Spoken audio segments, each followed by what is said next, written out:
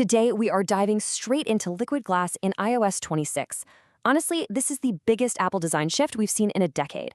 It's not just a subtle visual tweak. We are talking about an entirely new physical design system for your phone.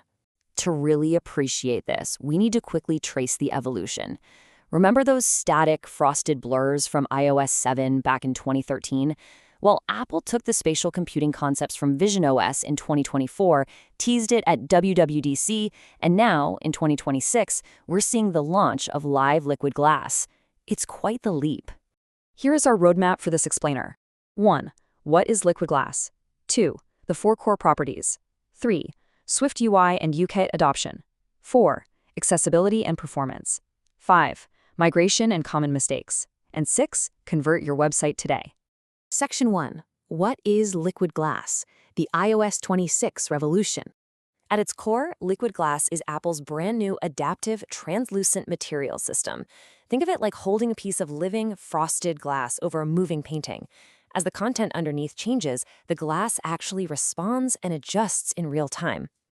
You see, that old iOS 7 blur, that was basically just a static smudge. iOS 26 gives us live refraction. The elements physically materialize on screen. They actually bend light and merge together, almost exactly like water droplets on a window pane. Section 2. The 4 core properties, translucency and more. There are exactly 4 properties that create this incredible realism. First, translucency, which shows the background. Second, refraction, or lensing, which bends the light. Third, specular highlights that react instantly to your device's physical tilts. And fourth, adaptive tinting, which absorbs the dominant background colors. Now, if you take nothing else away from this, remember this golden rule. Never, ever hard-code material colors. Seriously. Hard-coding white or black is a guaranteed way to cause contrast failures, especially in dark mode. You absolutely have to use semantic colors, and just let the system handle the vibrancy. Section 3. SwiftUI and UIKit Adoption Guide. So, how do we actually put this into practice? Well, here is your absolute easiest win. Just recompile your app using the iOS 26 SDK. By doing just that, your tab and navigation bars will automatically transform into these active floating glass elements completely for free. If you're building custom UI in SwiftUI, you'll simply use the .glass modifier. For UIKit, you apply UIGlassEffect. But fair warning here, never apply glass at both of those levels on the same element. If you do, you're going to end up with these really nasty double blur artifacts. Just pick one. What if you want to apply a custom brand tint to your glass surfaces? 15% is your absolute maximum opacity, period. Anything higher than that completely kills the transparency effect and guarantees you'll fail compliance checks. You've got to keep that opacity low. Section 4. Accessibility and performance. Critical guardrails. Okay, so we all agree glass is beautiful, but you're probably wondering, is it actually fast? Calculating real-time refraction relies heavily on the GPU. The good news is modern Apple Silicon can handle it effortlessly. Well, as long as you follow a few basic rules. Let's look at your frame rate budget. For static images, you're completely safe to hit a buttery smooth 120 frames per second. But throwing glass inside fast-scrolling list cells? That's incredibly taxing and almost always a huge mistake. And high-frequency AR backgrounds? Extremely high risk.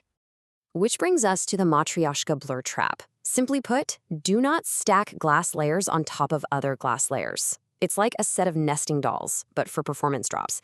Nesting multiple blurring elements forces the system to sample already blurred content, which will instantly tank your performance. And we have to talk about accessibility because these guardrails are non-negotiable. 1. You must implement opaque fallbacks. 2. Ensure a strict 4.5:1 contrast ratio for your text. And 3. Always respect reduce motion settings by simplifying how those glass elements materialize. Section 5. Migration and common mistakes. Upgrade safely. Here's a massive insider tip for you. Do not trust the Xcode simulator for liquid glass. It actually fakes the specular and refraction effects. You absolutely must test on a physical OLED device. Otherwise, your app might look totally broken in the real world. So here is your practical migration order. Step 1. Audit your custom UI. Step 2. Recompile with the iOS 26 SDK to spot any breaks. Step 3. Drop your custom bars in favor of system defaults wherever possible. And finally, Step 4. Carefully go in and add your custom glass surfaces. Section 6. Convert your website today. Fast Track Mobile. Now, what if you want to leverage iOS 26 immediately, but you don't want to build from scratch? Well, you don't have to rebuild. Just visit appofweb.com and convert your website to a mobile app today. It is literally the most efficient way to enter the native iOS ecosystem fast. Highly recommend it. So what does this all mean for us? Liquid Glass is officially the new baseline for contextual design. It completely transforms how we see UI.